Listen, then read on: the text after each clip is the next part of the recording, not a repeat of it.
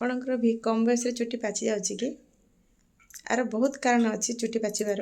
ପ୍ରଥମ ହେଉଛି ଆମର ଚୁଟିରେ ଯେତେବେଳେ ଭିଟାମିନ୍ B12 ଅଭାବ ହୋଇଯାଏ, ତ ଆଇରନ୍ ଅଭାବ ହୋଇଯାଏ, ମେଲାନିନ୍ ଯେଉଁଟାକ ଆମ ଚୁଟିରେ ଥାଏ ସେଇଟା ଯଦି କମିଯାଏ ତାହେଲେ ଚୁଟି କମ୍ ବୟସରେ ପାଚିଥାଏ। ଆଉ ସେକେଣ୍ଡ କାରଣ ହେଉଛି ଜେନେଟିକ୍, ଯେଉଁମାନଙ୍କର ଘରରେ ଥାଏ, ବାପା ମାଆଙ୍କର ଥାଏ, ତାହେଲେ ସେଇ କାରଣରୁ ବି ପାଚେ। ଆଉ ଆଜିକାଲି ଛୁଆମାନଙ୍କର ବେଶୀ ପ୍ରୋବ୍ଲେମ୍ ହେଉଛି ବାହାରେ ରହିକି ପିଲା ପାଠ ପଢ଼ୁଛନ୍ତି, ଖିଆପିଆ ଠିକ୍ସେ ରହୁନି, ଷ୍ଟ୍ରେସ୍ ରହୁଛି, ତା କାରଣ ଯୋଗୁଁ ପାଚେ। ଆକ୍ଚୁଆଲି ମୋ ପୁଅ ମୋତେ ବାହାରେ ରୁହେ, ସିଏ ଆସିଛି ଆଜି ଆକ୍ଚୁଆଲି ତା ଉପରେ ହିଁ କରିବି, ତାର ବି ଚୁଟି ଗୋଟେ ଗୋଟେ ଦୁଇଟା ପାଚିଲାଣି। ଆମେ ଏଇଟା କରିବା, ଆଉ ଚୁଟିଟା ଯେଉଁ ପାଚୁଛି ମାନେ ସେଟା କେମିତି ଧୀରେ ଧୀରେ ଷ୍ଟପ୍ ହୋଇପାରିବ, ଆଗକୁ ନ ପାଚେ।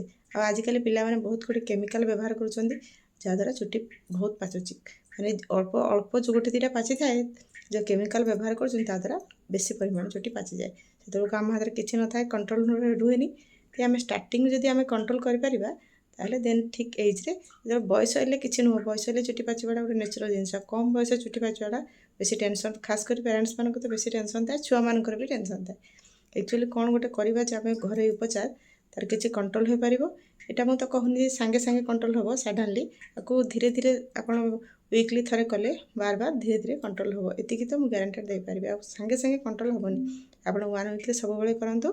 ଆଉ ମୁଁ ଯେମିତି କରୁଛି ଷ୍ଟେପ୍ ବାଇ ଷ୍ଟେପ୍ କରନ୍ତୁ, ଭିଡ଼ିଓଟିକୁ କଣ୍ଟିନ୍ୟୁ ୱାଚ୍ କରନ୍ତୁ। ଚାଲନ୍ତୁ ଦେଖିବା। ଆଜି ଆକ୍ଚୁଆଲି ମୋ ପୁଅ ଉପରେ ହିଁ ଷ୍ଟାର୍ଟ କରିବି, ସିଏ ଆସିଛି, ଯେହେତୁ ତା ଉପରେ କରିବି ଆପଣଙ୍କୁ ମଧ୍ୟ ସେୟାର କରିଛି। ଚାଲନ୍ତୁ ଦେଖିବା କ'ଣ ଦରକାର। मेथी पूरा 2 चामच पूरा बड़ 2टा स्पून बड़ बड़ ने रात भिजेक रखिदेथिबा। किसी मंदार पत्र जाको हम हिबिस्कस बोली कहू, किसी चापत्ती, किसी भृषंग पत्र, किसी लिंब पत्र, किसी एलोवेरा को काटिकी मु रखी।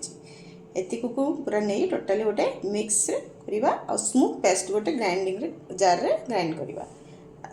यहाँ मु हलदी को ये देखो हलदी को पूरा रोस्ट करी भाजी देछि, तार कलर परिवर्तन होला पूरा देखो बाम्फ बाहर पूरा ब्लैक कलर है पर्यटन भाजबे। 2 चामच हलदी ने आउ किसी जदि गोटा आपण पाखे जदि अमला अच्छी अमला पाउडर न अमला जूस जोटा आप पारे। एतिकी ग्राइंडिंग कर स्मूथ पेस्ट बनला हलदी की अमला जूस को मेड करवा। हेयर मास्क गोटे बनवा। आजिकल कम एज रो पिलांकर चुट्टी पाचिबार लगी, से चुट्टी धड़ा चुट्टी केमी मुक्त पाइपर, आगू को केमी चुट्टी न पाचु से स्टॉप हो जाओ, से प्रोसेस आज गोटे आम बनवा स्टेप बाय स्टेप देखु। बनला पूरा टोटाल हेयर रे पूरा लगेदेवे, ताकू गोटे 45 ରୁ गोटे घंटे छाड़िए, तापर वाश करेंगे। ये सी बाहर होस्टल रोज चुट्टी व्हाइट व्हाइट गोटे गोटे हो गला, हेयर फॉलिंग होती आज लगा जाऊँगी। चुट्टी तो बर्तमान तार 45 ରୁ गोटे घंटा पाखापाखि है, मुझे धोईदेली। एक्चुअली यहाँ 2 दिन वीडियोटा सी पलि गला होस्टल, मोटे देह भल नाला बोली मुझे बाकी जगह सुट कर पारि।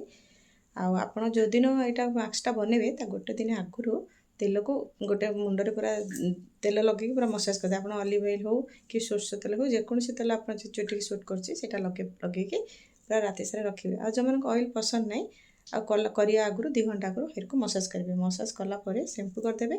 शैम्पू कलापर ये जो मास्कटा हेयर मास्कटा लगेबे, ये लगे कौन 15 दिन पर स्टे हो आपको चुट्टी स्मूथ रहा। कंटिन्यूअसली आप करूँ। आर कमी बेनिफिट पाँच मत कमेंट बॉक्स जनातु। आदि एपर्यंत वीडियो को देखिले ताल लाइक कमेंट शेयर करूँ। मोर यूट्यूब चैनल को जो मैंने जान ना से चैनल ना मु तो मेंशन करी, फिर भी कहूँ ब्यूटी एंड हेयर विथ आरती, गोटे सब्सक्राइब करूँ। फास्ट नोटिफिकेशन को ऑन करूँ, आपको फास्ट वीडियो जिन जापर। आ रही जय जगन्नाथ। पुणी नेक्स्ट वीडियो देखा।